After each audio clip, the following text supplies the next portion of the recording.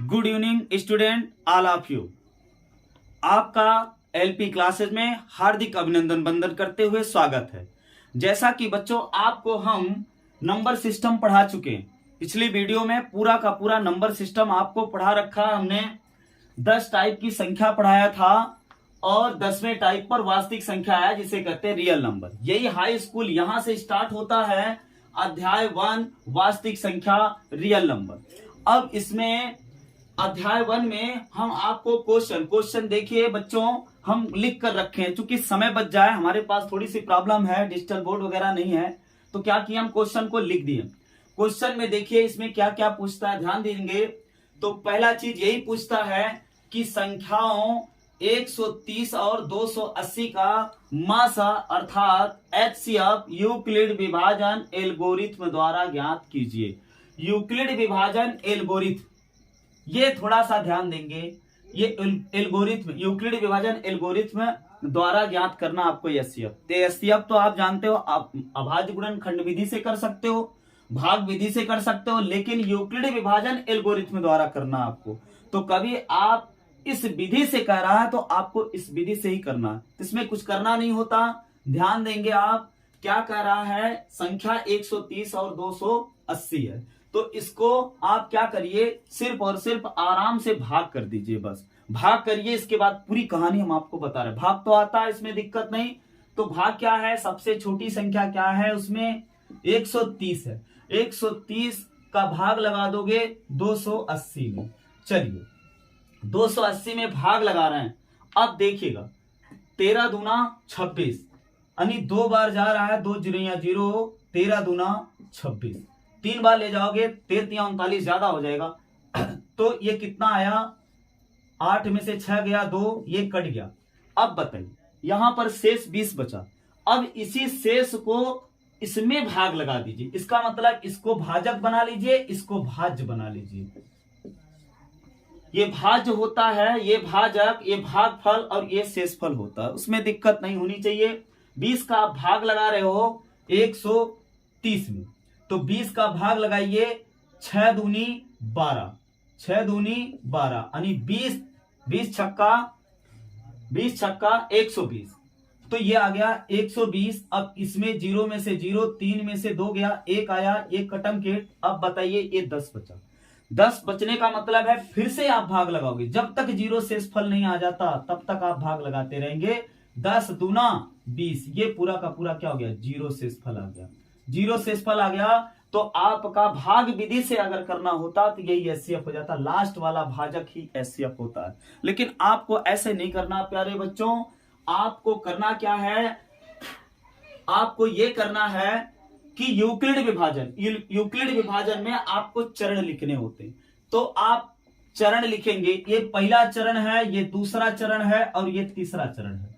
तो आइए हम पहले चरण और दूसरे चरण और तीसरे चरण की बात करते हैं। तो हम लिखेंगे क्या, चरण, इंप्लाइज दैट चरण फर्स्ट। पहला चरण लिखने जा रहे हैं, तो पहला चरण लिखेंगे, जो ये भाज्य है उसी को लिखिए, भाजक गुणे भागफल प्लस शेषफल, यानी 280। 200 कितना है प्यारे बच्चों, 80 को हम लिख सकते हैं 130 गुणे 2, 130 गुणे 2, अब प्लस कितना, जो 20 बच रहा है शेष, ये यानी इतना बराबर, ये मतलब 13 दूना 26, 26 में कितना जाएगा 260, और 20 जोड़ोगे 280 आ रहा। तो इसका मतलब पहला चरण आपका ये हो गया। उसके बाद दूसरा चरण लिखना एकदम आसान है, भाग देते चले जाओ, चरण लिखते चले, जई बार भाग दियो तई बार चरण लिख दो, काम खत्म हो गया। तो क्या करोगे, ये 20 का, अब 20 का भाग 20 गुणे 6 करोगे, 130 को लिखना चाहोगे, तो चरण लिखेंगे हम क्या, चरण सेकंड। तो चरण सेकंड में हम क्या कर रहे हैं बताइए, तो चरण सेकंड में कितना, 130 है। 130 बराबर क्या करेंगे हम, 20 गुणे 6 और प्लस जो शेषफल बचा, कितना बचा बाबू, 10 बचा। इसका मतलब चरण 2 भी हो गया।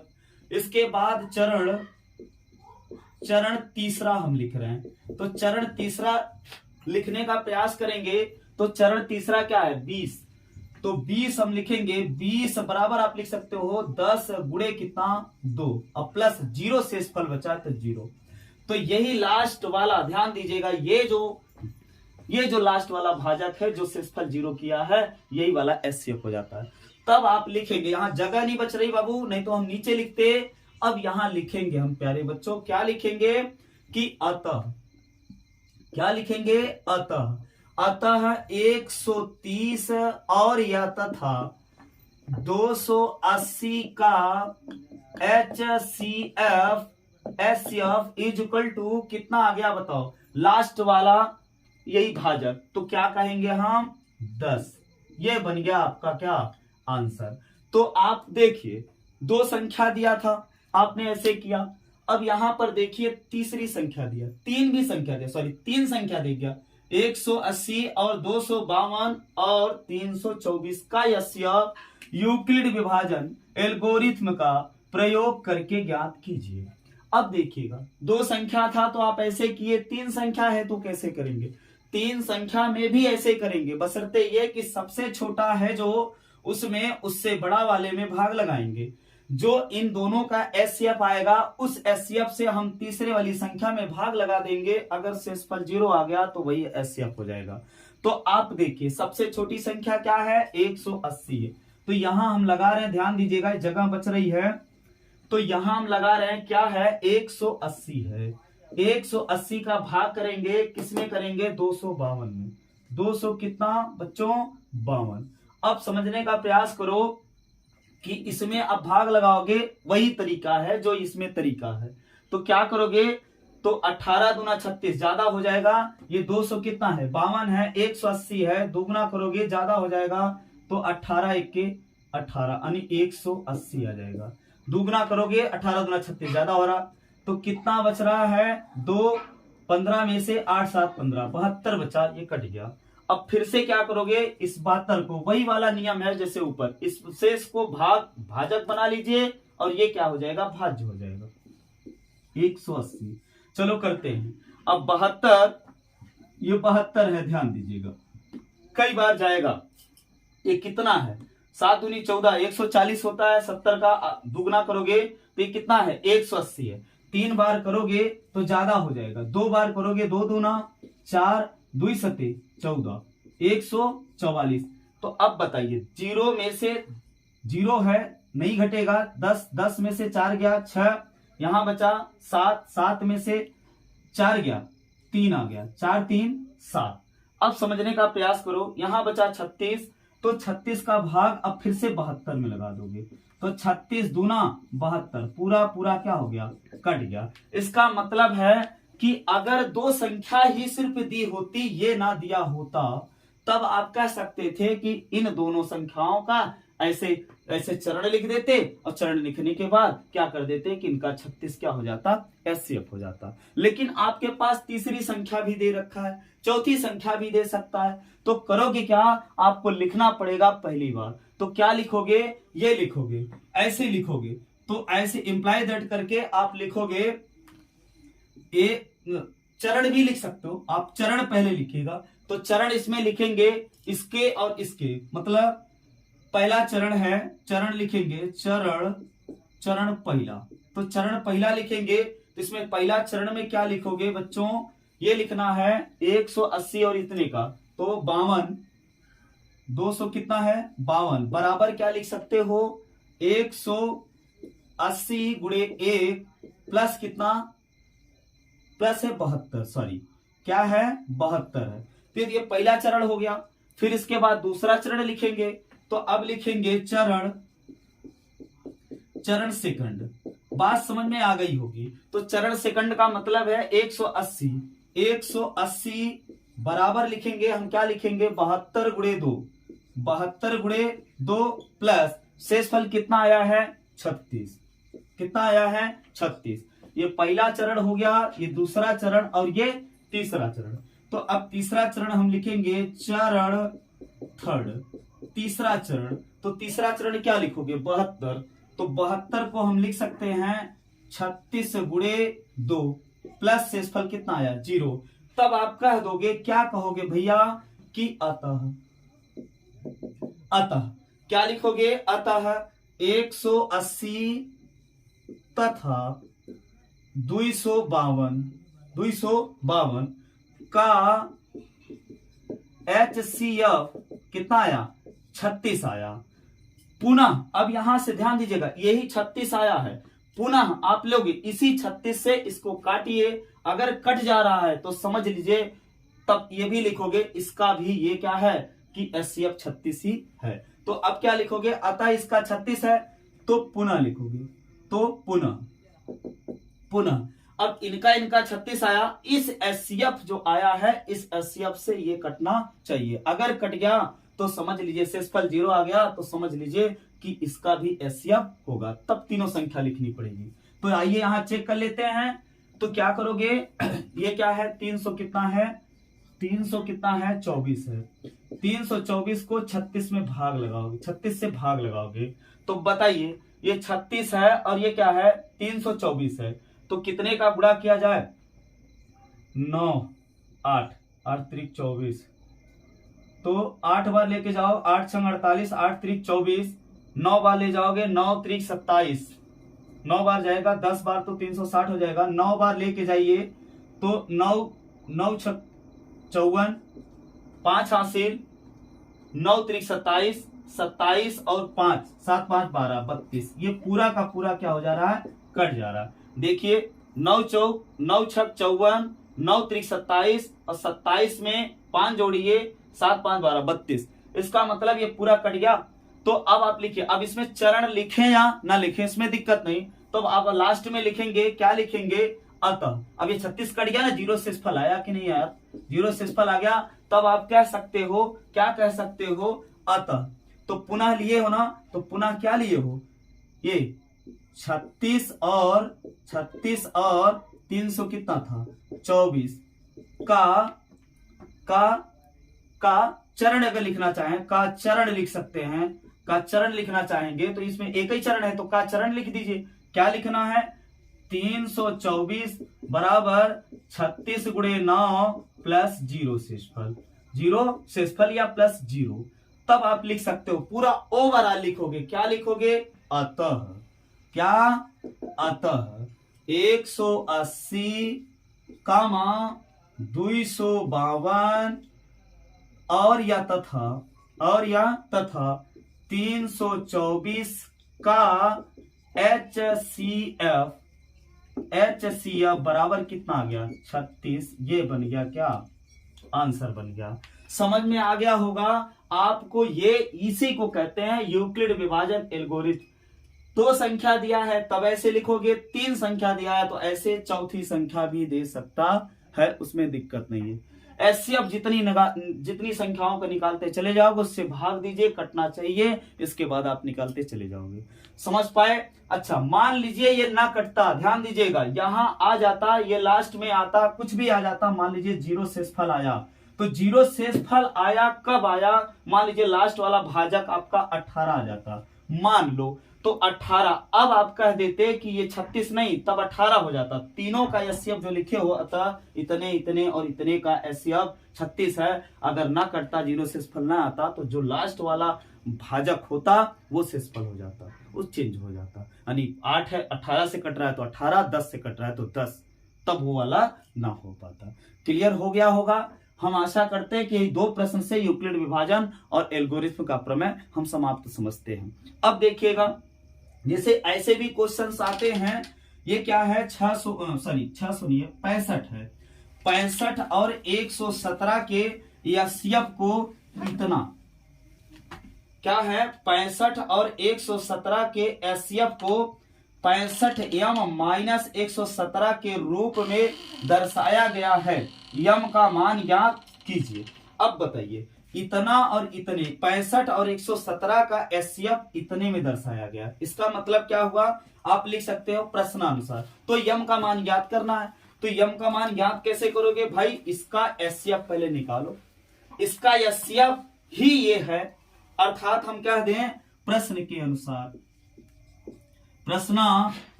प्रश्नानुसार क्या है प्यारे बच्चों, इम्प्लाइज रेट लगा के प्रश्नानुसार कह सकते हो, ये 65 और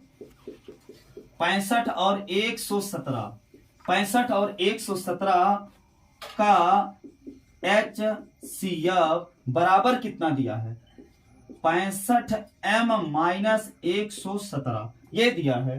तो इसका HCF निकालो और यहां उठा के रख दो, पक्षांतर करके m का मान आराम से निकाल लो। तो इनका दो संख्याओं का HCF निकालना आपको बता है, उसमें दिक्कत नहीं, चरण नहीं लिखना है, इसमें सिर्फ और सिर्फ HCF निकाल दो।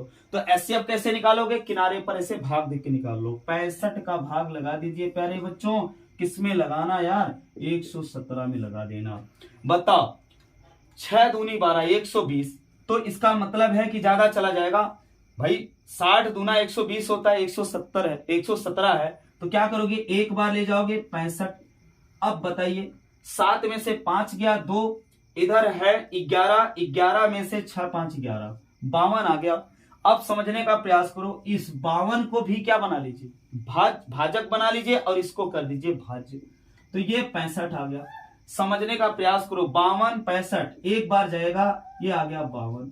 अब देखिएगा ये 5 में से 2 गया 3 आया बाबू, और ये 6 है, 6 में से 5 गया 1 आया 13 और ये 52 का भाग 52 में भाग लगा दो, 13 चौका 52, पूरा का पूरा कट गया, जीरो शेषफल आया कि नहीं आया बताओ।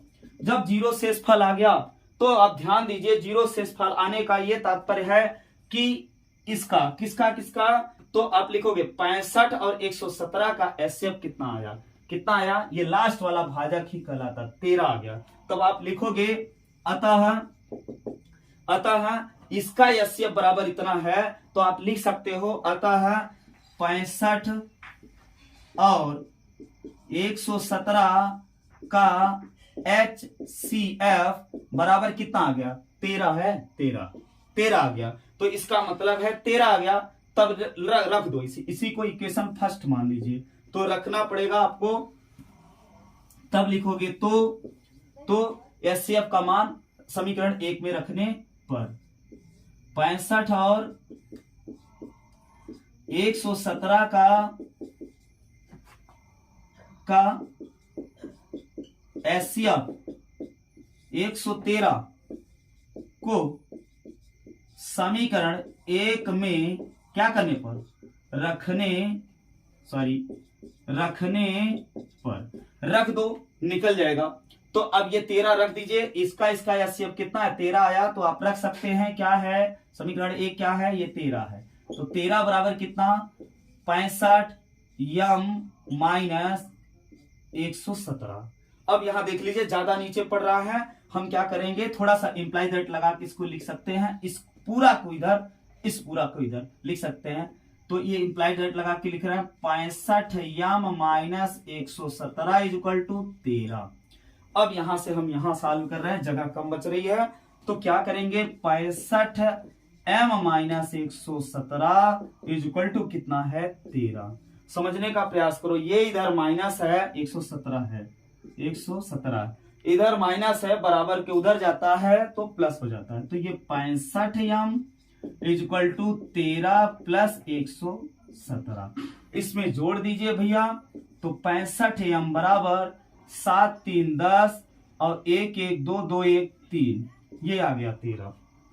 तो कितना आ गया 130 आ गया, 7 3 10 2 1 1 2 और 2 1 3, 130 आया। तो m बराबर क्या आ गया 130 बटे कितना 65। आप इसे काट सकते हैं, m बराबर आ जाएगा कितना आ जाएगा 13 दहम्मा 130 13 पचे 65, 13 दहम्मा 130 13 पचे 65। अब 5 से भाग 10 में लगा सकते हो, 5 दूनी 10, 5 दूनी 10, अर्थात आ गया m बराबर कितना 2।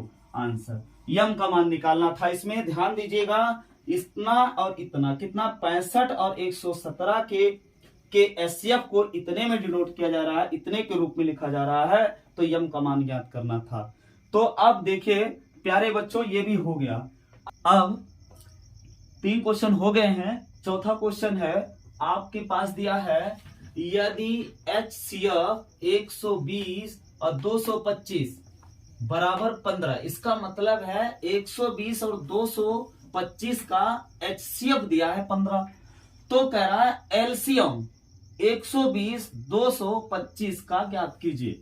इसका मतलब है कि 120 और 225 का HCF दिया है, महत्तम समापवर्तक 15 दिया है, लघुत्तम समापवर्तक आपसे पूछा जा रहा है, लघुत्तम समापवर्तक LCM पूछा जा रहा है। इसके लिए विशेष फार्मूला है, वो फार्मूले से आप निकाल सकते हो, इसमें दिक्कत नहीं है। प्यारे बच्चों, क्या करना क्या है, आपके पास फार्मूला क्या है, LCM पूछा है तो LCM is equal to HCF बराबर पहली संख्या गुणे दूसरी संख्या, यह सूत्र होता है। तो एलसीएम आपको निकालना है, HCF इसमें दिया है, तो आपके पास आ जाएगा LCM गुणे HCF कितना 15। पहली संख्या क्या है 120, दूसरी संख्या क्या है 225। बस यहां से एलसीएम आप ज्ञात कर सकते हो। काट दीजिए, 3 से काटिए, 3 पचे 15, 3 चौके 12, 40, 40 तिया 120 और 5 अठे 40। तो कुल मिला के LCM बराबर कितना आ गया 8 गुणे 225, 8 गुणे 225। यहां हम सॉल्व कर रहे हैं, ध्यान दीजिएगा जगह कम है। LCM बराबर आया है आपके पास 8 गुणे 200 कितना बच्चों 25। गुणा कर दो, 8 पंचे 40, 4 हासिल, 8 दूनी 16, 16 4 20, 2 हासिल और 8 दूनी 16, 16 2 18। ये 1800 इसका क्या आ गया एलसीएम आ गया। ये बन जाएगा आपका क्या आंसर, ये बन जाएगा क्या बच्चों आंसर। तो इसका मतलब है कि दो संख्याएं अगर दी गई हैं और एचसीएफ दिया गया है तो एलसीएम निकाला जा सकता है, एलसीएम दिया गया है तो एचसीएफ भी निकाला जा सकता है। सूत्र क्या होता है एलसीएम गुणे एचसीएफ बराबर पहली संख्या गुणे दूसरी संख्या, या पहली संख्या गुणे दूसरी संख्या बराबर एलसीएम गुणे एचसीएफ होता है।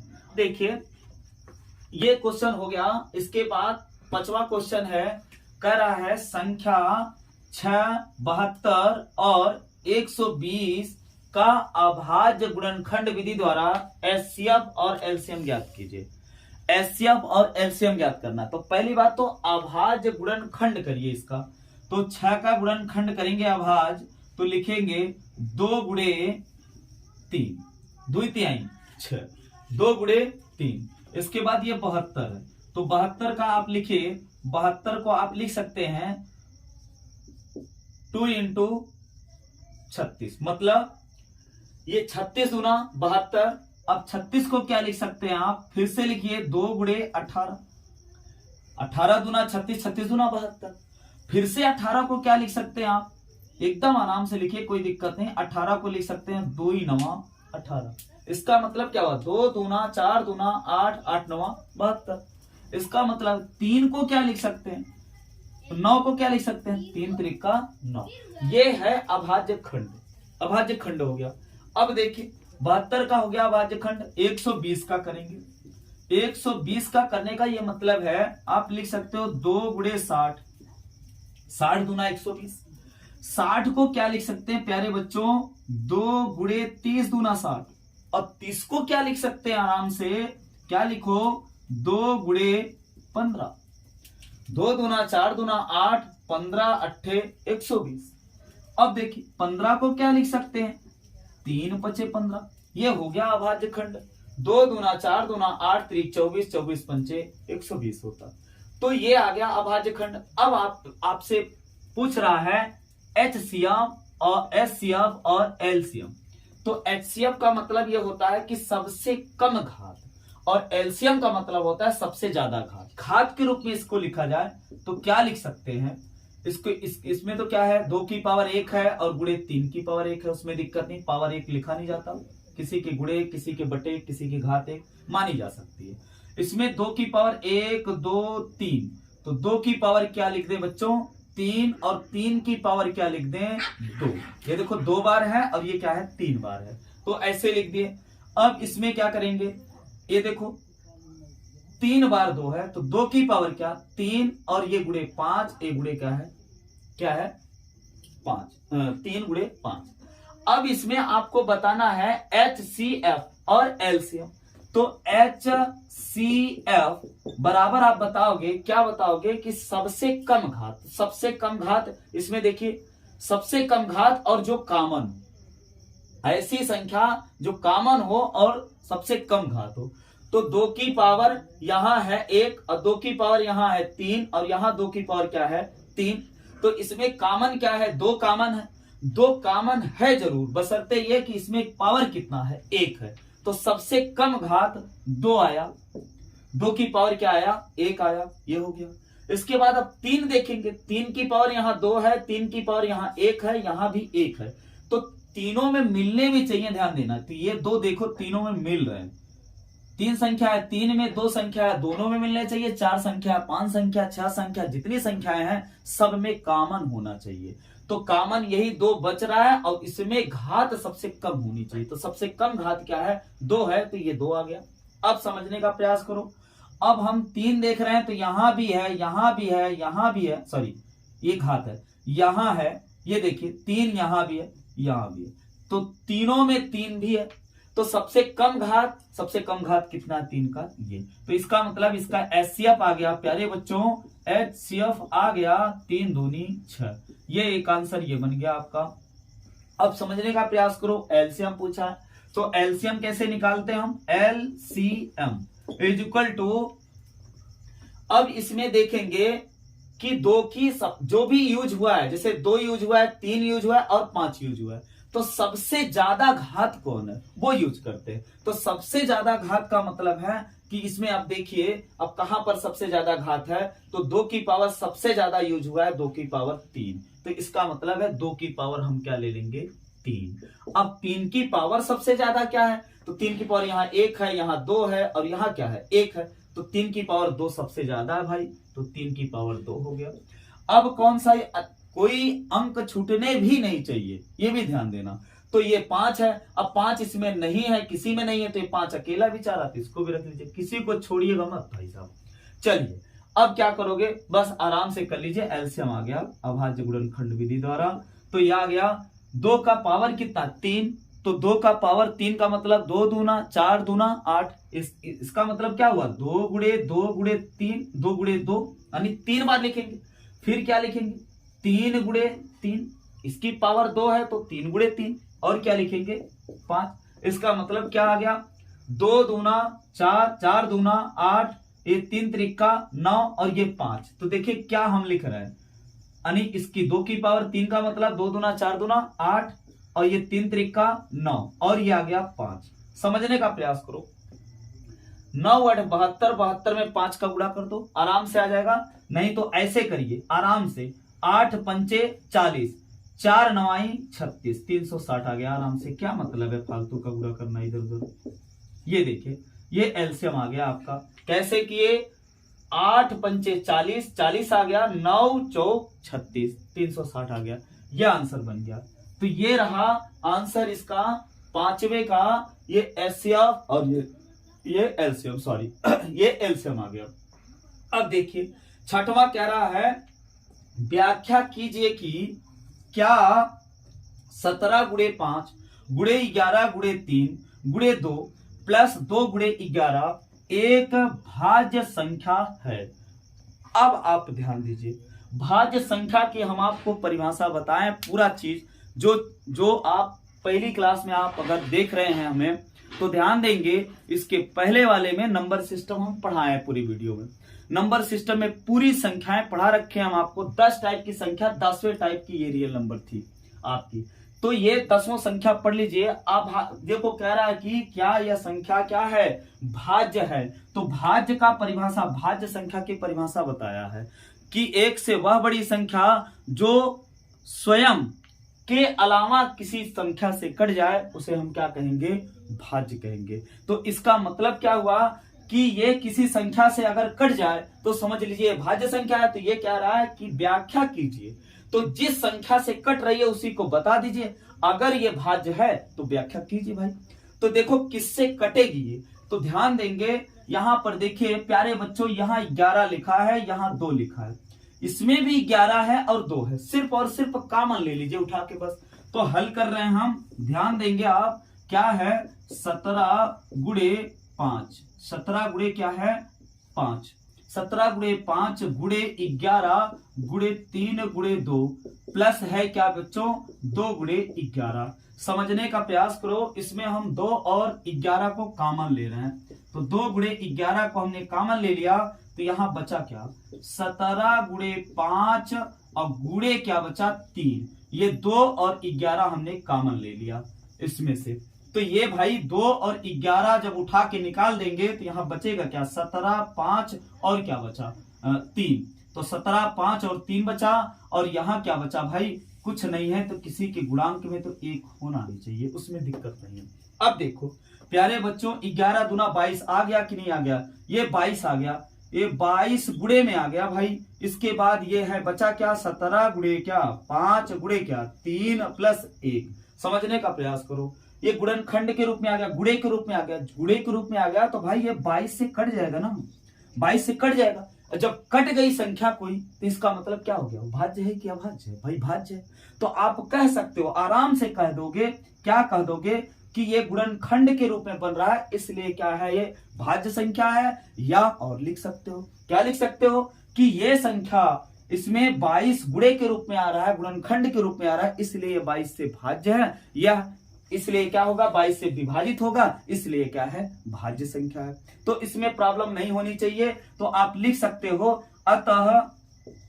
अतः संख्या जो है ये इसको लिखेंगे आप पूरा, ये संख्या पूरा लिखेंगे, समय बचाने के लिए हम इसे डॉट डॉट कर दिए, उठा के यहां पर रख दीजिए। अतः संख्या इसमें क्या है 22 से विभाजित है, विभाजित है 22 से क्या है विभाजित है, इसलिए यह संख्या भाज्य संख्या होगी। ठीक है ना, तो प्यारे बच्चों इसको लिख सकते हैं, इसमें दिक्कत नहीं है। तो ये भाज्य संख्या है, क्यों है, क्योंकि 22 से क्या हो रही है विभाजित हो रही है, कट रही है। आइए अब क्या कह रहा है, देखिए क्वेश्चन नंबर 7 पे आ रहे हैं हम, ये सब हो गए हैं। इसके बाद देखिएगा कह रहा है 7 पे जांच कीजिए कि क्या किसी प्राकृतिक संख्या n, प्राकृतिक संख्या n के लिए संख्या 6 की पावर n अंक 0 पर समाप्त हो सकती है। इसका मतलब क्या हुआ कि ये क्या है n क्या है, एक कह रहा है प्राकृतिक संख्या। सावधान हो जाइए, यहां प्राकृतिक संख्या n को बोला है। समझिए बच्चों, ये प्राकृतिक संख्या या नेचुरल नंबर, देखो अभी हम कल की क्लास में बताएं कि n से नेचुरल नंबर लिखा जाता है, नेचुरल नंबर प्राकृतिक संख्या। इसी का दूसरा नाम हिंदू अरबी संख्या भी है, हम आपको बता रखे पिछले वीडियो में संख्या पद्धति में। तो इसका मतलब है नेचुरल नंबर का एग्जाम्पल भी दिए थे बाकायदा, जो बच्चे नहीं समझ पा रहे हैं उसको देख लीजिएगा। n का मान प्राकृतिक संख्या n है, नेचुरल नंबर बेटा 1 से स्टार्ट होता है। गिनती की संख्याओं को नेचुरल नंबर कहा जाता है, तो ये n बराबर 1 2 3 4 5 6 dot dot dot dot dot dot infinite तक रहते हैं, इसकी असीमित होती है संख्याएं ये। तो अब देखिए इसका मतलब n का मान 1 रखो, 2 रखो, 3 रखो, 4 रखो, 5 रखो, 6 रखो, तो कह रहा है 6 की पावर n अंक 0 पर समाप्त हो सकती है, ये दिखाना। तो आइए ये रखते हैं हम, तो ये 6 की पावर क्या लिख रही है, क्या लिख दिए सॉरी अंक n लिख दिए। अब n की जगह 1 इस्तेमाल करो, 1 इस्तेमाल करो, 2 इस्तेमाल करो, 3 इस्तेमाल करो, देखो क्या 0 पर समाप्त हो रही है। तो चलो 6 की पावर 1 रख दिया, तो 6 की पावर 1 का मतलब 6 आ गया बेटा। अब देखिए 6 की पावर हमने रख दिया 2, तो क्या आ गया बाबू 6 छम 36, 6 छम 36। अब 6 की पावर 3 रखेंगे, तो 6 की पावर 3 रखें तो 6 छम 36, 36 छक्का 216, 200 कितना आ गया 16 आ गया। इसका मतलब क्या हुआ, इसका मतलब ये हो रहा है कि ये 0 पे समाप्त नहीं हो रहा है। इकाई का अंक देखो 6, 6 की पावर वैसे हम बता दें आपको 6 हो 5 हो 1 हो, इसकी पावर चाहे जितनी लगा दो, इसके इकाई का अंक क्या होता है हमेशा, हमेशा इकाई का अंक वही संख्या रहेगी। 6 है तो 6, 5 है तो 5, 1 है तो 1, 0 है तो 0। ये संख्याएं ऐसी होती हैं कि इसकी पावर चाहे जितनी लगा दिया जाए, ये क्या होती है उसी पर समाप्त होती है। तो जैसे 6 है, 6 की पावर अगर चाहे जितनी का मतलब कि 1 2 3 4 5, ये n को क्या बोला है प्राकृतिक संख्या नेचुरल नंबर बोला। तो इसका मतलब हुआ कि ये 0 पर समाप्त नहीं होंगी। क्लियर हो गया? तो स्पष्टीकरण आप कर सकते हो, ये 6 पर समाप्त होंगी। समाप्त होने का मतलब इकाई का अंक कहा है, कह भी सकता था इकाई का अंक क्या होगा। तो अब देखिए आपके प्रश्न 7 हो गए हैं और सवाल बन सकते हैं बहुत सारे, और अगले वीडियो में हम क्लियर करेंगे। जैसे एक सवाल आता है, ध्यान दीजिएगा, वृत्ताकार अगर मार्ग है, वृत्ताकार कोई पथ है, ध्यान दीजिएगा, 2 बच्चे 3 बच्चे 4 बच्चे दे सकता है। कहेगा क्या कि ये बच्चे किसी एक निश्चित स्थान से, मान लीजिए ए हैं, बी हैं और ये क्या हैं, सी हैं। जैसे मान लीजिए ए बी सी 3 लोग हैं और एक ही दिशा में, ध्यान दीजिए, एक ही दिशा में एक ही साथ चलना स्टार्ट करते हैं, ठीक है ना। और ये कह दिया गया कि ये ए जो हैं ये 18 मिनट में ये चक्कर लगा देते हैं इस पथ का। फिर कह रहा है बी जो है 6 मिनट में चक्कर लगा दे रहा है, सी जो है वो कह रहा है कि 12 मिनट में ये चक्कर लगा देता है। तब आपसे सवाल पूछेगा कि ये बताइए कि ये तीनों जहां से चले थे, ध्यान दीजिएगा, जहां से चले थे उस पर कितने समय में एक साथ मिलेंगे, कितने समय में एक साथ मिलेंगे। ऐसे प्रश्न में हमेशा एलसीएम निकालते हैं। किसका एलसीएम निकाल लीजिएगा बेटा, ये बड़ा क्वेश्चन था इसलिए हम लिखे नहीं, इसको ऐसे ही बता दिए। क्वेश्चन ये बहुत बड़ा से लिखना पड़ता है इस बोर्ड पर। ये क्या है समझ में आइए, समझ जाना चाहिए आपको। क्या है कि ए बी सी 3 लोग हैं, एक ही बिंदु से एक ही दिशा में किसी वृत्ताकार पथ पर क्या कर रहे हैं, चक्कर लगा रहे हैं। वृत्ताकार पथ हो चाहे रेक्टेंगल हो चाहे जो हो, उसमें दिक्कत नहीं है। अब आपसे पूछा जाएगा कि ये 18 मिनट में चक्कर लगा रहे हैं या 18 घंटे में। घंटे होगा तो घंटे में आएगा, मिनट होगा मिनट में, सेकंड होगा सेकंड में आएगा। बत्तियों पर भी प्रश्न बनते हैं, ध्यान दीजिएगा। तो ये क्या है, 18 मिनट में पूरा कर रहे हैं, ये 6 मिनट में, ये 12 मिनट में ये चक्कर लगा दे रहे हैं। सब कोई एक साथ छोड़ दिया जाए एक ही डायरेक्शन में, या इधर जा रहे हैं या इधर, तीनों लोग इधर गए। तो अब बताइए आप कि सबकी चाल भिन्न भिन्न है, सबका समय भिन्न भिन्न है, तो क्या करोगे। अब बताइए कि कितने समय बाद ये पुनः तीनों लोग एक साथ मिलेंगे। तो इसका क्या निकाल लेना बाबू, एलसीएम निकाल लेना। तो अगर बताना होगा तो क्या करेंगे, यहां पर हम बता दे रहे हैं, बुले को मिटा के हम बता दे रहे हैं, ध्यान दीजिएगा। तो क्या है 18 और इसका क्या है 6 है और क्या है 12 है। तो इसका एलसीएम बता देंगे तो एलसीएम ही हो जाएगा। तो 18 को हम लिख सकते हैं 2 गुणे कितना, 2 गुणे 9, 9 को क्या लिख सकते हैं 3 त्रिका 9, 3 त्रिका 9, 9 दूनी 18।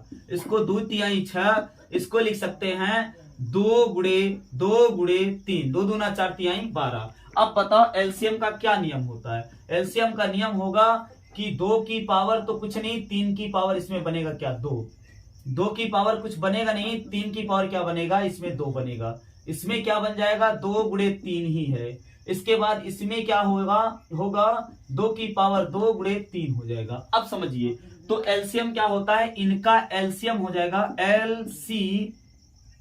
एलसीएम बराबर हो जाएगा जो सबसे ज्यादा घात है। 2 की पावर सबसे ज्यादा क्या है 2 है, तो 2 की पावर 2 यूज हो जाएगा। इसके बाद क्या हो जाएगा 3 की पावर 2 यूज हो जाएगा, तो 3 की पावर 2 यूज हो जाएगा। तो इसका मतलब 2 दूना 4, 3 त्रिका 9, 9 चौक 36 मिनट आएगा। सेकंड होगा तो सेकंड आएगा, मिनट होगा मिनट होगा, घंटा में दिया होगा तो घंटा आएगा। ध्यान दीजिएगा। तो इतने मिनट में ये लोग तीनों एक साथ इस स्थान पर मिलेंगे। तो ये इसका रिजल्ट आया 36।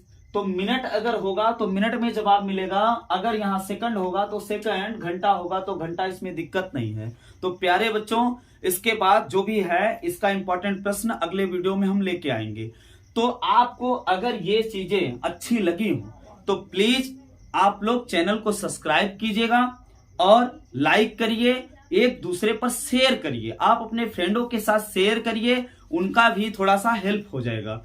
और आप लोग ध्यान देंगे, जो भी चीजें थोड़ा सा क्या है प्रॉब्लम है लिख के हम बता रहे हैं, तो आपके लिए ये थोड़ा सा आपका टाइम बचे।